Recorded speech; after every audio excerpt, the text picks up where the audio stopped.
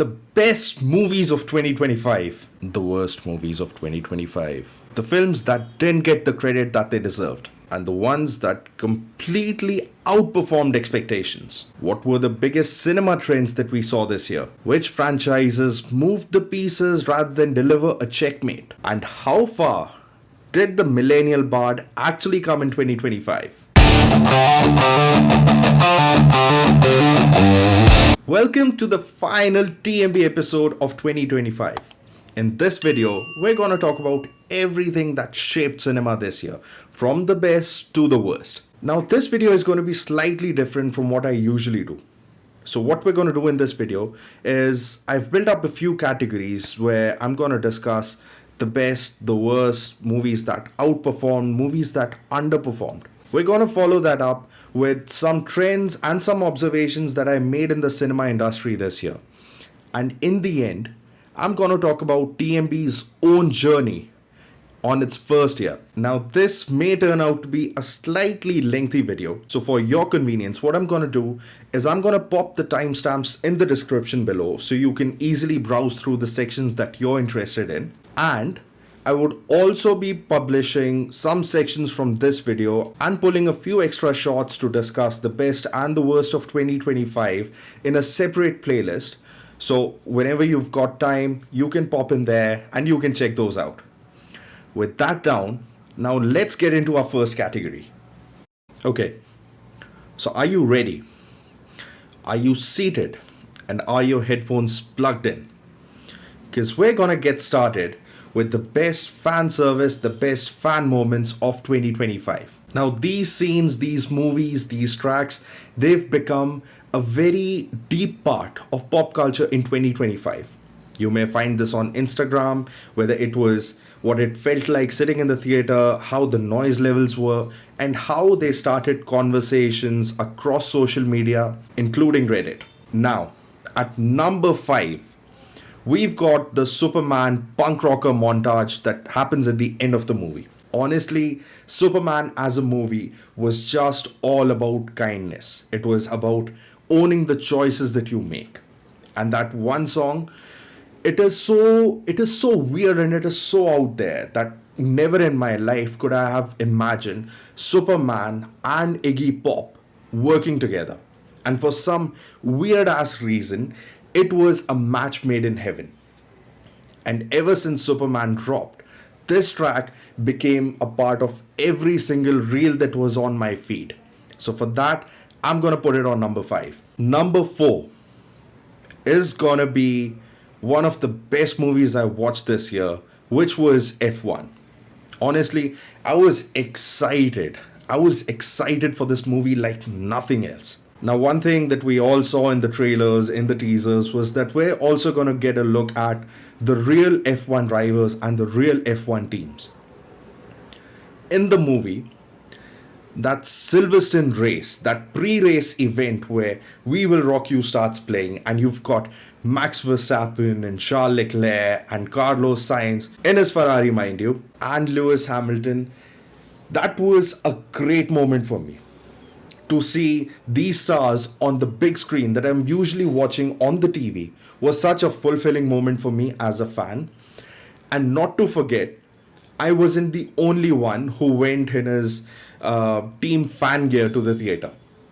I saw so many people dressed in their McLaren gear and their Ferrari gear and their Mercedes gear that it really felt like a community moment. It felt like I was within my tribe. And for that reason, F1 comes at number 4, especially for that Silverstone scene. So number 3 is something that could have easily been my number 1 or my number 2 if it wasn't for a last minute entry. My number 3 is the Peacemaker cameo in Superman. Honestly, when I was sitting in that theater, I did not expect a lot of cameos considering that Superman was the first movie in the DCU.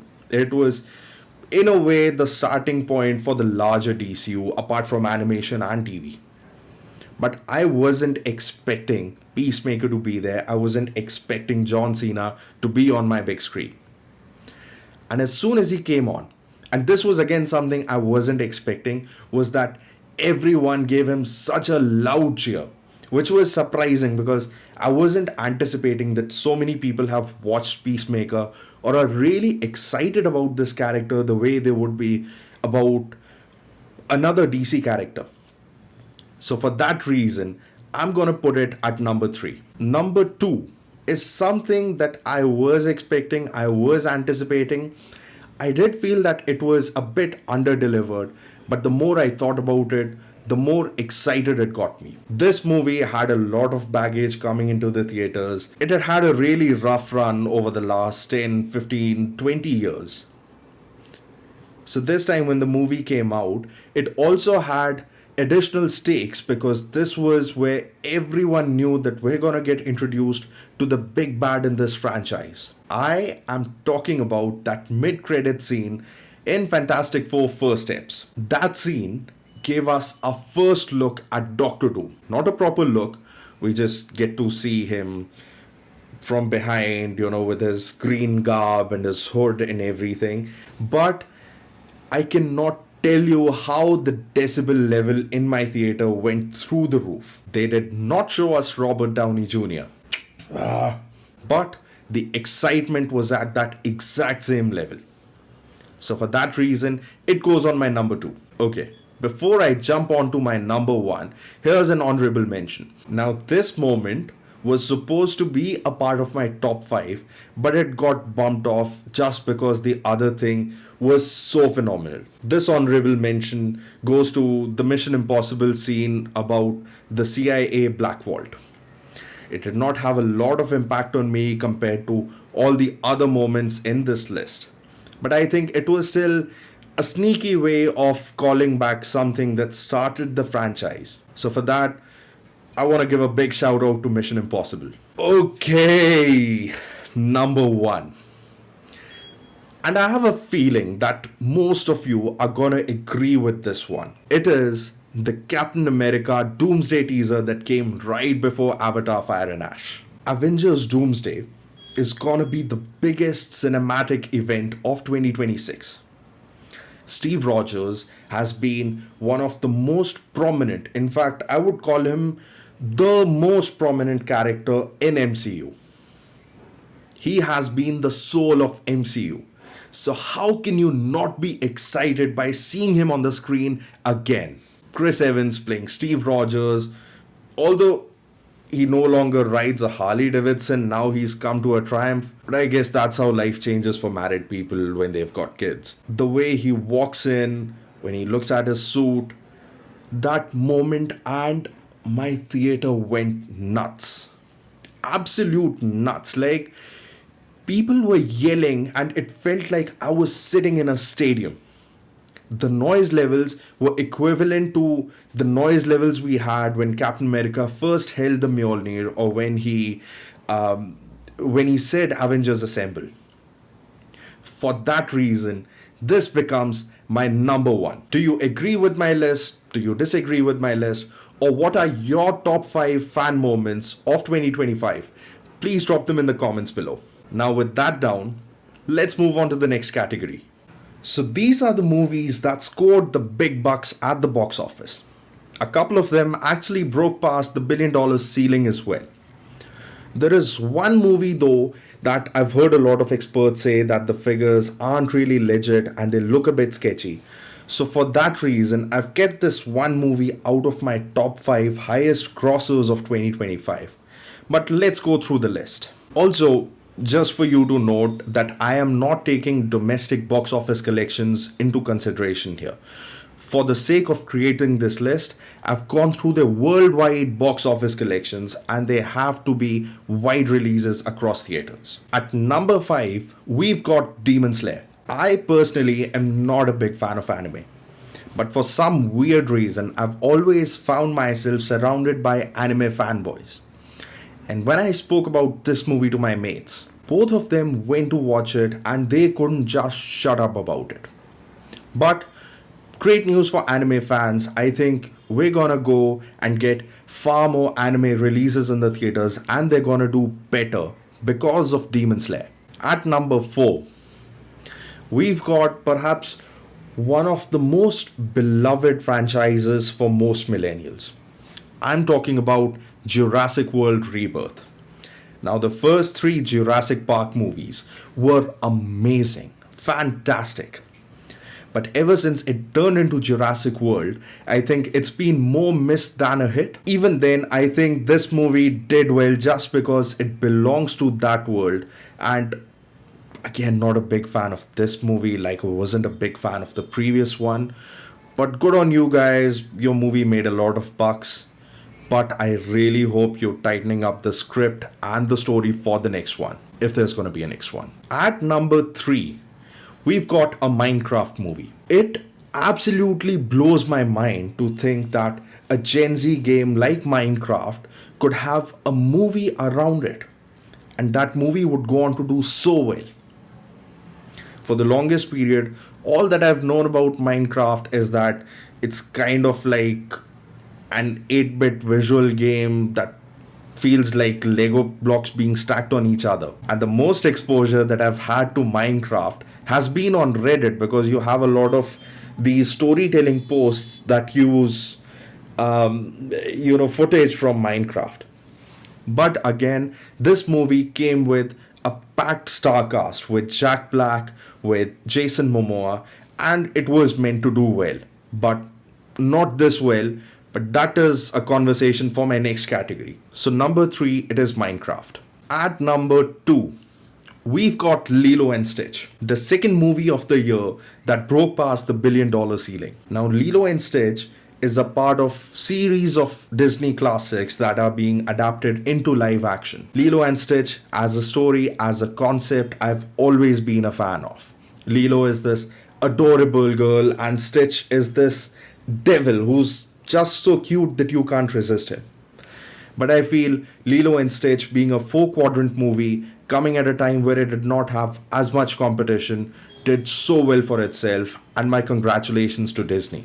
And at number 1, this movie came, it saw, it conquered, and I didn't even realize when it got to that number, amassing $1.3 billion in its worldwide box office collection. And seriously, it is crazy to even imagine that this is a movie that only released last month and it's already gone past $1 billion. The first Zootopia was a very fun movie. Zootopia 2 is as much fun, if not more.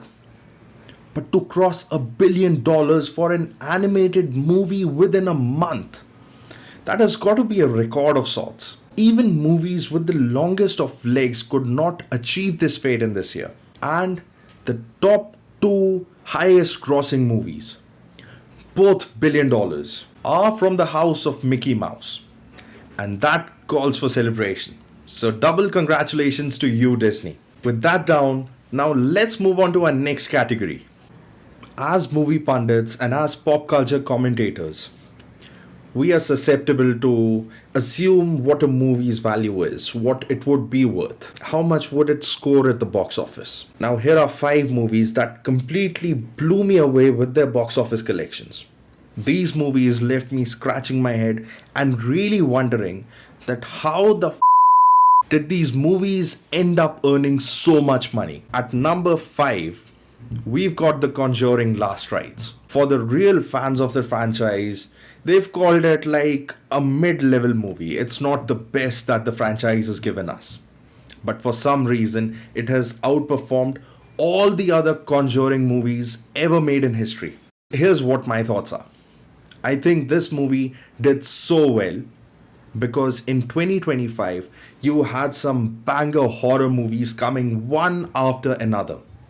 And I think The Conjuring Last Rites really benefited from that, and fans of this franchise, of this series, really came out all guns blazing to support this movie, to experience it in the theater.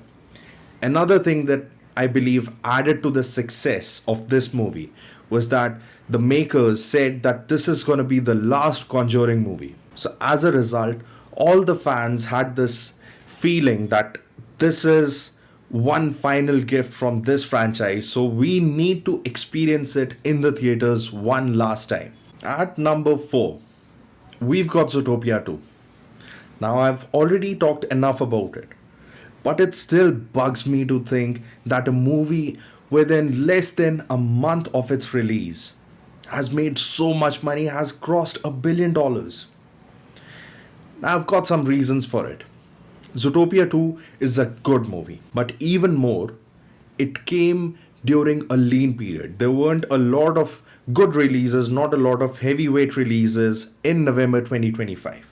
So it came at a time where it did not have a lot of competition, it did not have a lot of movies it had to go against. The second thing is that this is a four quadrant film.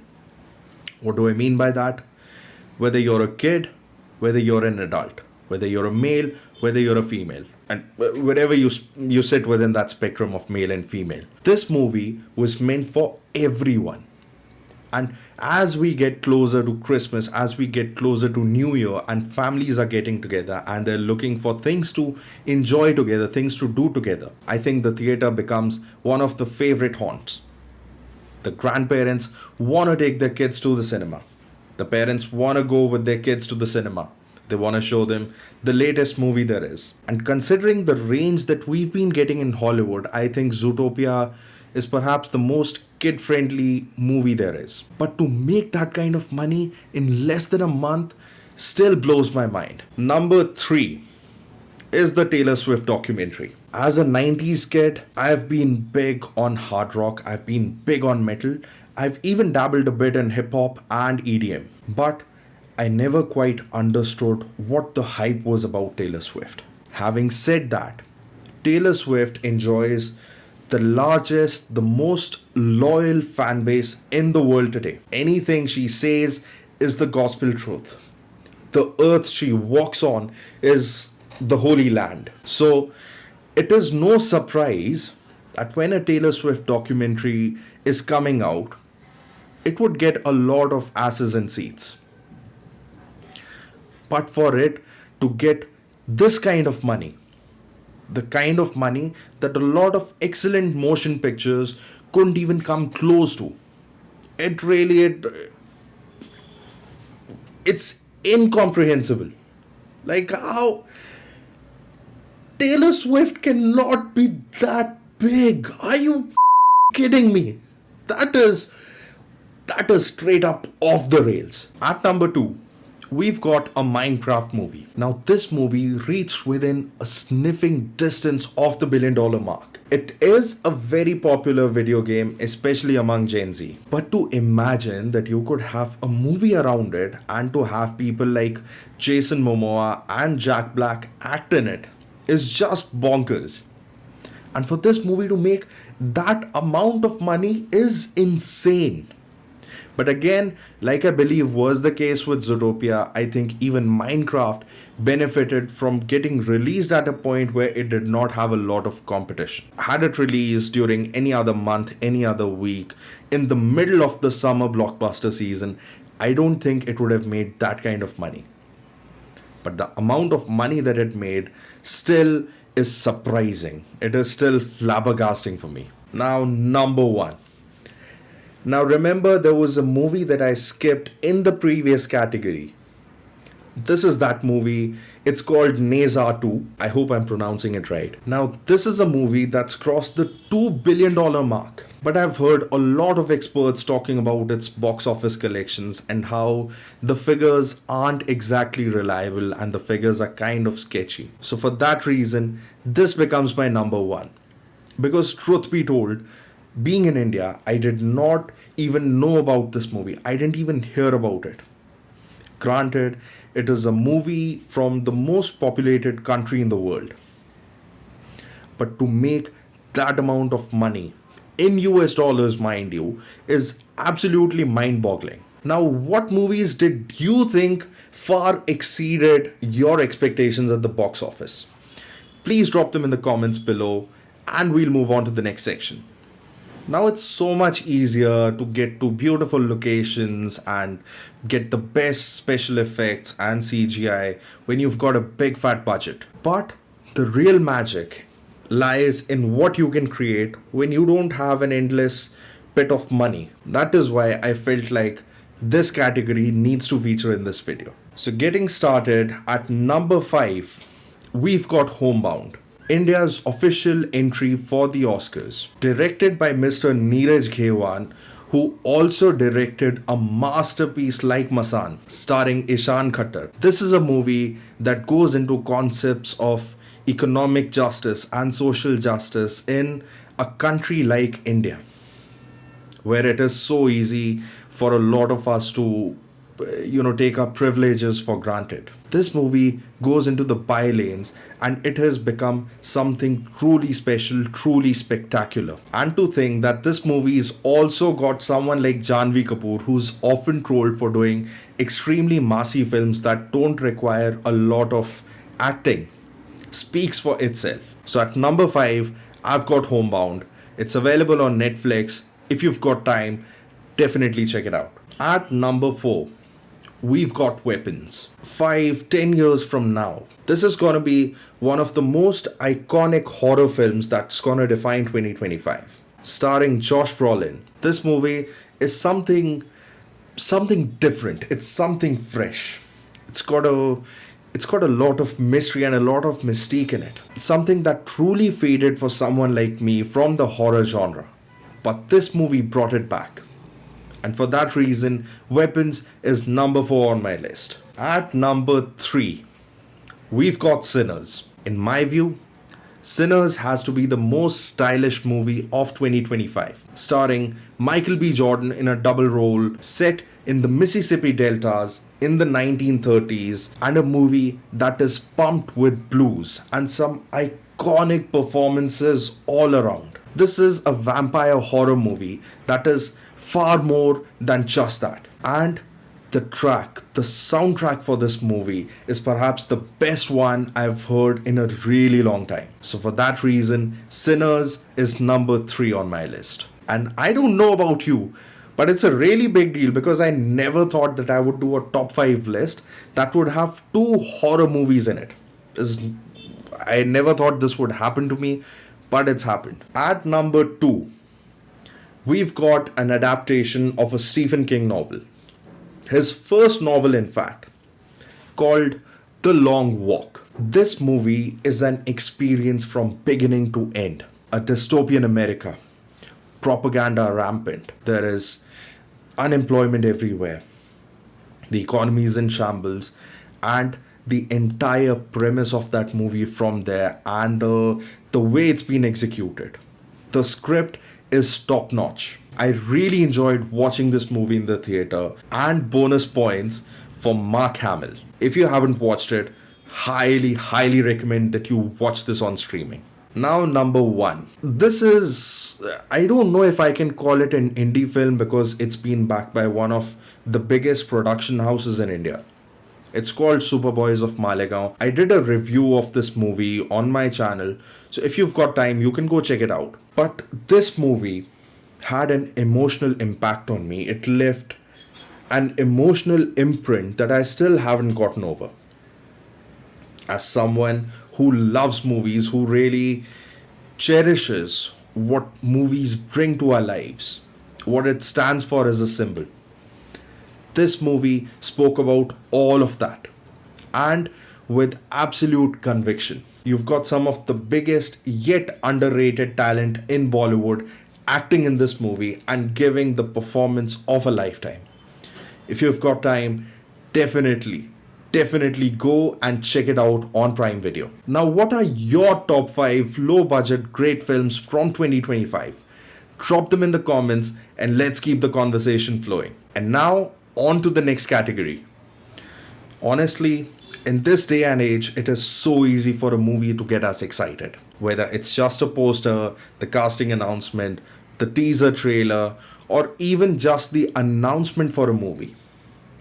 Especially when it comes from a big franchise, is enough to get any of us excited. But there were a few that got us so excited, but then disappointed us to an even greater extent. At number 5, I've got Mission Impossible: The Final Reckoning. To be honest, I was so excited about this film because the last one left us on a cliffhanger with a villain that we had never imagined we would see in a Mission Impossible movie.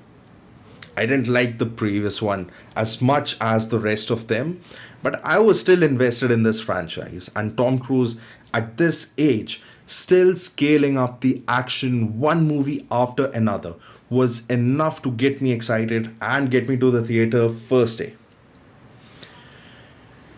But when I watched that movie, it was such a struggle to get to the end. My Coke and my popcorn were gone within like the first 20-30 minutes of the movie.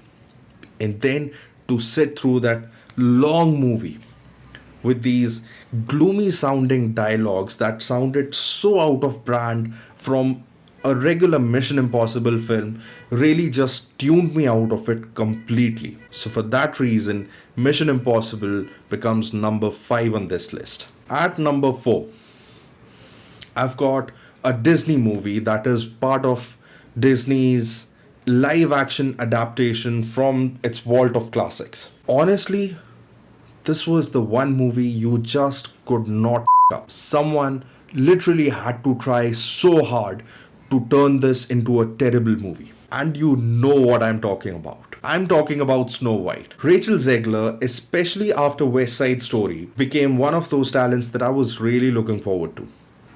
I thought she is gonna become that special something in Hollywood. So when it was announced that she's gonna be Snow White in the next Disney project, it sounded promising to me. But when the movie came out, it was so terrible, and it is so terrible that I don't even have to talk about Gal Gadot here. That is how bad the movie was. Snow White is one of those classic fairy tales that you just do not mess with. But Disney f***ed up. Disney f***ed up bad with this one. And I'm not even gonna go on the political side of this movie because that's an entirely different thing. So Snow White ends up at number 4 on my list of high expectations but terrible films. Now, number 3 is a Hindi movie with one of the superstars in Bollywood. The first movie in this franchise had a different actor. The second movie did not have the actor from the first, but it brought another superstar. And then the third had both the actors from 1 and 2. The movie also had a very promising premise on the case that it was gonna be based on. I'm talking about Jolly LLB 3. Now, this franchise made its mark by being a low budget, high impact franchise. The shooting, the visuals, they were very run of the mill, very grounded. And the cases in both 1 and 2 were really interesting. Even the case for this one was really interesting. But the movie was poorly executed. The comedy wasn't landing. The dialogues felt so lame and so bland that I was so disappointed that why give us this? Like, you'd much rather not give us any Jolly LLB movies than give us this one. At number 2, I've got a movie that it really kills me that this movie had to be on this list. And I'm talking about Captain America Brave New World. Any Marvel movie, my expectations are through the roof. Starting from 2008, anything that MCU has given us has built up expectations. It is at a level where the bar is set so high that even an average project seems absolutely terrible.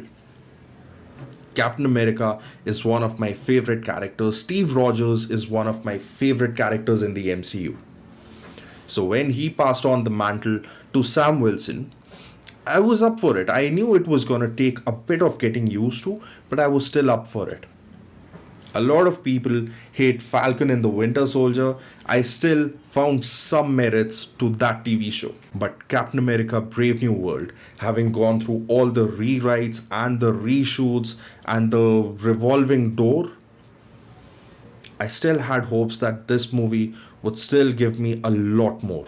It did not. I think what I had in the theater was like a fun experience. It was a decent experience, but it was so far below what I would expect from a Captain America movie. And seriously, I said this in my review as well, that it felt more like a Hulk sequel than it felt like a Captain America movie. The emotional beats weren't landing with me. The lines were lame. The jokes were forced. And for that reason, Captain America Brave New World is number 2 on my list. Now, number one is War 2. I don't even know what to say beyond this. Like, it has to be the worst movie for me of this year. When the biggest movie studio in India decides to start a cinematic universe that is all about spies and espionage. You're invested in it. When you've got these real Bollywood icons featuring in this cinematic universe in their own franchises, whether that's Salman Khan, Shah Rukh Khan, or a Hrithik Roshan, you get excited about it. Now, War 1 came right around the pandemic, and it was an amazing movie. Not without its flaws, but I still had a great time when I watched that movie. It gave me everything that I wanted from a masala action flick. But this one was so bad that it left me wondering if the makers themselves had bothered to watch what they'd actually made. Bad movie. It was absolute utter shit, and I have nothing else to say for this movie. Now, which were the movies that you were really excited for but really let you down? Don't forget to drop your takes in the comments below. And with that, let's move on to the next category. Okay, now all the talking has gotten us down to this moment. It would be fair to say that franchises are these really bankable properties when it comes to cinema. A lot of times, even an average or a substandard film ends up doing well just because it carries that name. But here are 5 franchises that I feel have overstayed their welcome and that need to end ASAP. Now, mind you, it also breaks my heart to bring up some of these names, but really, these franchises need to pause, they need to stop, and they need to think whether they want to continue on the same path or whether they want to put their energies elsewhere. At number 5, I've got Smurfs. Now, as a 90s kid, I grew up watching Smurfs on the Cartoon Network.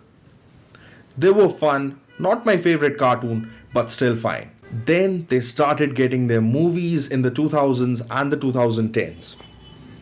And honestly, at this stage, I don't think anyone really gives a about Smurfs. So how are these movies still happening if no one's interested in them, if there's no hype around them, and the movies really don't add anything to pop culture or to cinema? I think Smurfs has gotten enough of a runway, and this just needs to stop because it is spoiling something that is truly cherished for a lot of 80s and 90s kids. At number 4 is another franchise that holds a really special place in my heart.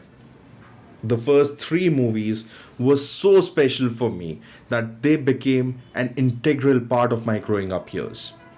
I am talking about Jurassic World. I was really excited when Universal Studios decided to revisit this beloved franchise and start with Jurassic World. The first movie was a really fun experience. Chris Pratt, the dinosaurs, it was a great package.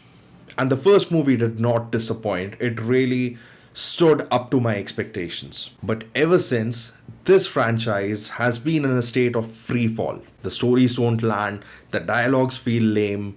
The dinosaurs, the most special part of these movies, they don't carry any stakes anymore. They don't look as scary, they don't look as menacing. It's how did we even get to this stage? Because with all the advancements in CGI, in VFX, in technology, in motion capture, this is a franchise that should have gotten better with time.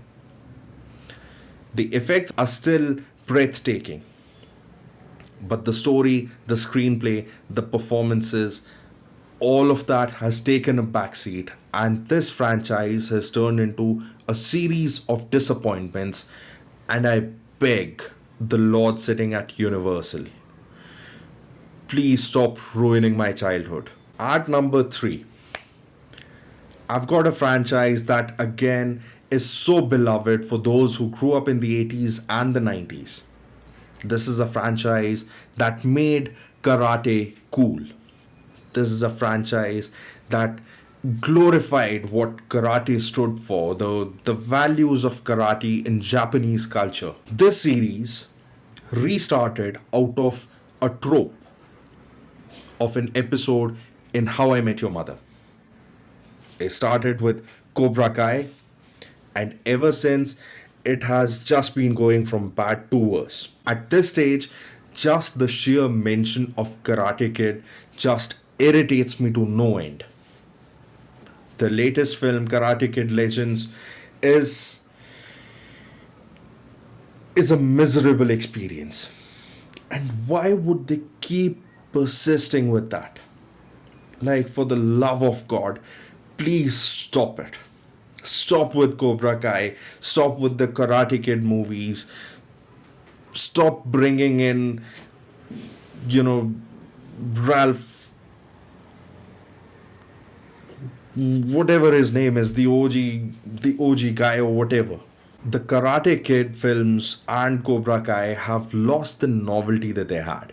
They've lost that special place. The show and the movie don't have anything substantial to say. They're not adding anything to the popular discourse. These movies and this show is just being made for the sake of it. And I really want these guys to stop, because at this stage, it is turning into a criminal offense. Number 2 on my list is not just a movie franchise.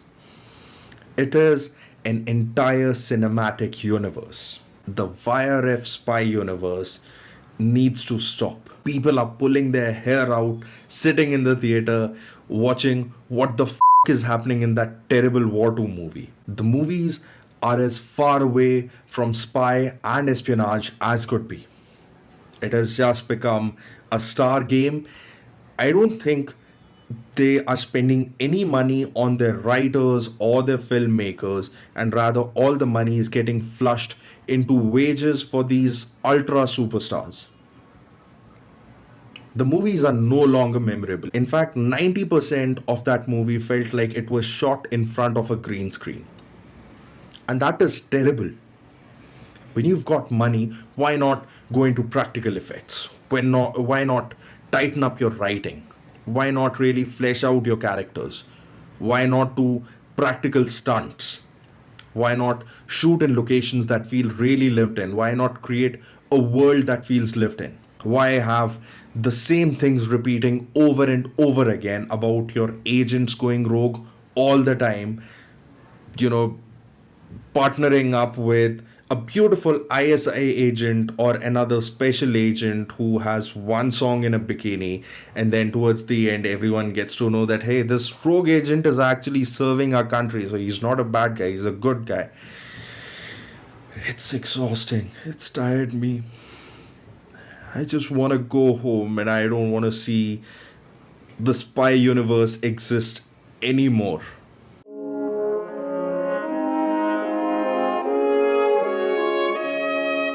So the YRF spy universe is number 2 on my list. Now, number 1 is a franchise that hasn't affected me personally at that level, because this franchise never really landed with me from the first outing. So what really boggles me is that when the first movie didn't do that well, how did you end up releasing 2 more? And with the kind of budget that they used. I am talking about the Tron franchise. The first one was okay-ish. I wouldn't say that movies aged really well. The effects seem really dated. The concepts lacked logic and depth. The second one, again, visually it was spectacular. Tron Legacy was spectacular to watch. But again, as a movie, as a story, as considering its plot points, it really didn't do much to me. And the same thing can be said for Tron Ares as well. Best part about this movie is the soundtrack. kudos to Nine Inch Nails for that, because that is perhaps the only redeeming quality of this movie. And then maybe the performance of Jared Leto. But honestly, at this stage, I think everyone's moved on from Jared Leto. No one really enjoys watching him as much. So for that reason, I really hope that Disney pulls the plug on Tron at this stage. They've persisted with it long enough, they've given it a fair run, the trilogy is complete. I think this is the right point for this franchise to come to an end. No one gives a about Tron, and Disney should maybe push that money into some of its other projects and create better movies that we all know they're capable of. Alright, so those were my top 5 lists for all the categories that I had shortlisted. If there's a category that you think I missed out on, please drop them in the comments below, and don't forget to drop your top 5 takes in the comments. With that down, now let's move on to the trends that we observed in 2025 in the world of cinema. If I had to describe 2025 as a metaphor, I would call it a game of chess. There were no endgame moves, no checkmates that were done, but you had a lot of pieces moving positions. Franchise cinema this year wasn't about main event energy. It was about foundations. It was more about setting up these main events for the future. At DC, projects like Superman and Peacemaker weren't trying to go big. They were trying to set the foundation upon which the DC of the future would be built. And Marvel felt the same. So 2025 didn't exactly give us fireworks, but it has set the board for us. Opening weekend hype doesn't mean cultural impact anymore. Some films nobody believed in quietly made money. Some of the most hyped movies collapsed the moment reviews dropped in. Big IPs can pull in crowds on Fridays, but they're losing those crowds by Monday. And I don't mean to say that audiences abandoned theaters altogether. Audiences have just become more intelligent and more selective about what they want to spend their money on. 2025 is an interesting mix of gridlocks and open free highways with nothing in sight. Months like March and November were absolutely barren. Then you had that phase during May, June, and July where you had big movies coming one weekend after another. 4 big franchises like Mission Impossible, F1, Superman, and Fantastic Four coming one after the other. Now, in any other year, had these movies released on their own, not in such close proximity to other big IPs, they could have been within sniffing distance of that $1 billion mark. But what ended up happening was that when all the big names were fighting for that one tight spot, they ended up eating into each other's share of the box office. And that hurt all the big movies. But on the other hand, when you look at Zootopia or you look at a Minecraft movies, those movies did so well because they got released at a time where they did not have to compete with anyone. So the movies that did well and the movies that did not do well, it is not just about luck, but I think it is also a lot about strategic scheduling. The biggest cinema story of 2025 wasn't about a movie. It was about ownership. This year, we saw tech companies moving into the media space, wanting to acquire studios and gaining capabilities to build end-to-end production studios. The biggest news was Warner Brothers was up for sale. From NBC Comcast to Netflix to Paramount, which is owned by Skydance, which belongs to the guy who is the son of the dude who founded Oracle. Long story short, all tech companies are sitting on the verge of the AI bubble, and all of them are really nervous because they all know that the AI bubble could burst any day now. There has been mass firings left, right, and center.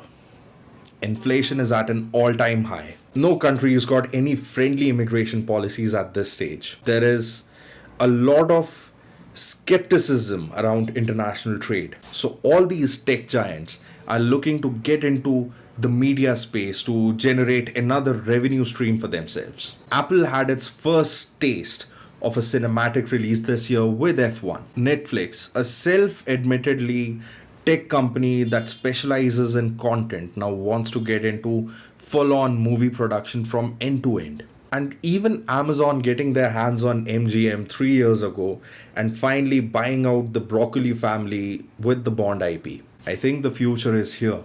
All the tech companies want in on the pie. Tech is volatile right now, with AI disruption, trade wars, massive layoffs.